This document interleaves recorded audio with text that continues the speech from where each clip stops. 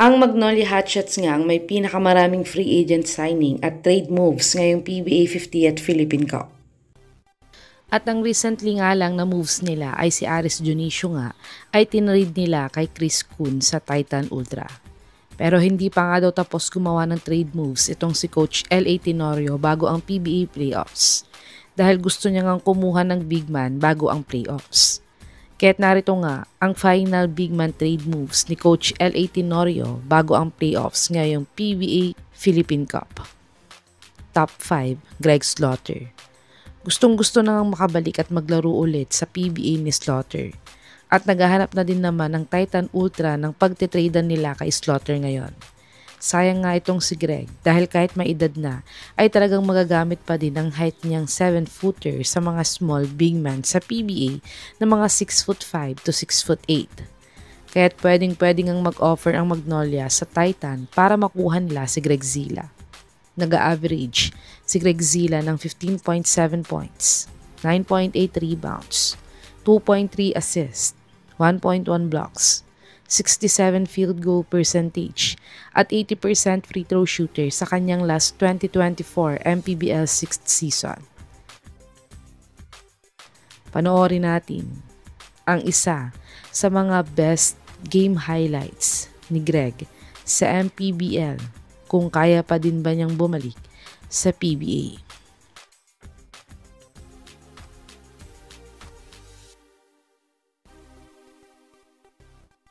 Top 4, Kemar Carino. Si Carino nga ay hindi pa din naglalaro ngayong conference. Ito ay dahil may injury pa din siyang iniinda na nakuha niya last PBA season. At pati nga ang number 1 pick nilang si Jeo Chu ay hindi pa din nila na-sign ngayong Philippine Cup. Ito ay dahil naglalaro pa din siya para sa Abra sa ongoing MPBL 7th season playoffs. Pero kung matapos na nga ang season niya sa Abra, ay tiyak na papipirmahin siya agad ng Terra Firma Jeep ng kontrata. Kaya't dahil dito ay baka pagbalik ni Carino ay lalong bumaba na ang minuto niya sa team. Kaya't dahil dito nga ay pwede siyang subukan ng Magnolia na kunin para gawing backup big man ni Ian Sangalang sa playoffs. Si Carino ay nag-average ng 7 points, 4 rebounds, 0.3 assists, 1.2 blocks, 36% 3-point shooter, 100% free throw shooter last PBA 49th Philippine Cup. Panoorin natin ang counting game highlights ni Carino sa Jeep at gaano na nga ba siya kagaling na player ngayon.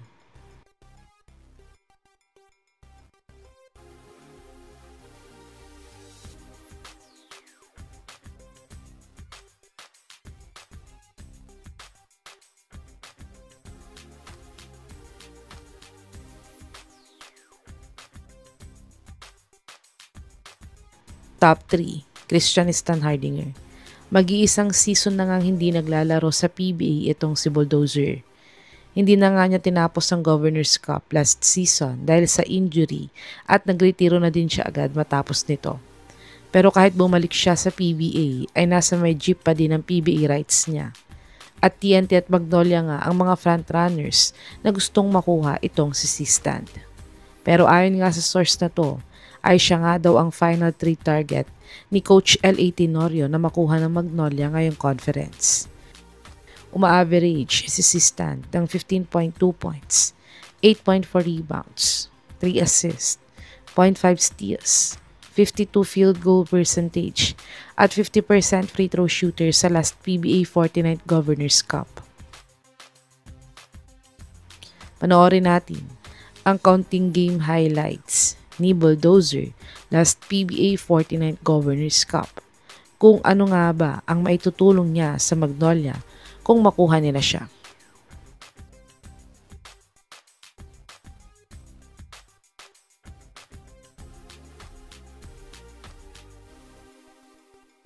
Top 2, Cade Flores.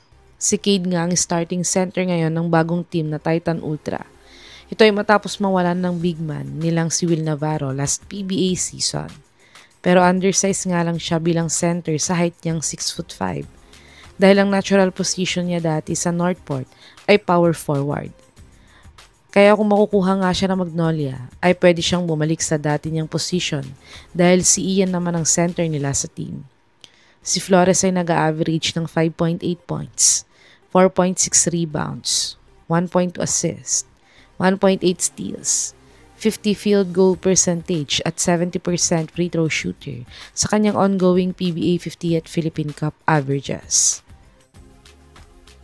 Panoorin natin ang kaunting game highlights ni Flores nang naglalaro pa siya sa Northport kung gaano nga ba siya kagaling na player.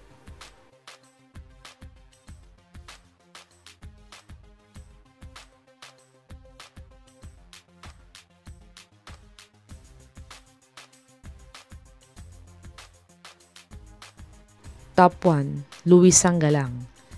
Si Luis Sanggalang nga ay ang naging leading scorer ng Terra Firma Jeep last PBA 49th Philippine Cup. Ito ay matapos mawala ng mga kaposisyon niyang star player sa Jeep gaya ni C. Stand at Manuel.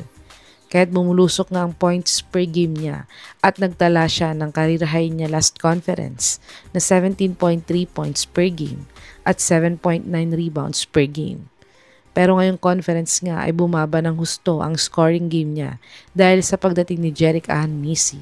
At pag naglaro na din ang kapatid niyang si Maverick Ahanmisi ay tiyak na mas bababa pa ang minuto niya sa Jeep. Kaya't pwede nga siyang kunin ng Magnolia at i-pair siya sa kapatid niyang si Ian Sanggalang.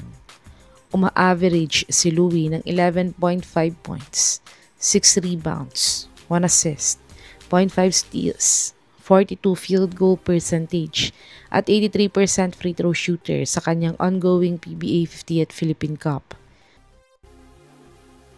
Panoorin natin ang kaunting game highlights ni Sanggalang sa Jeep kung gaano nga ba siya kagaling na player.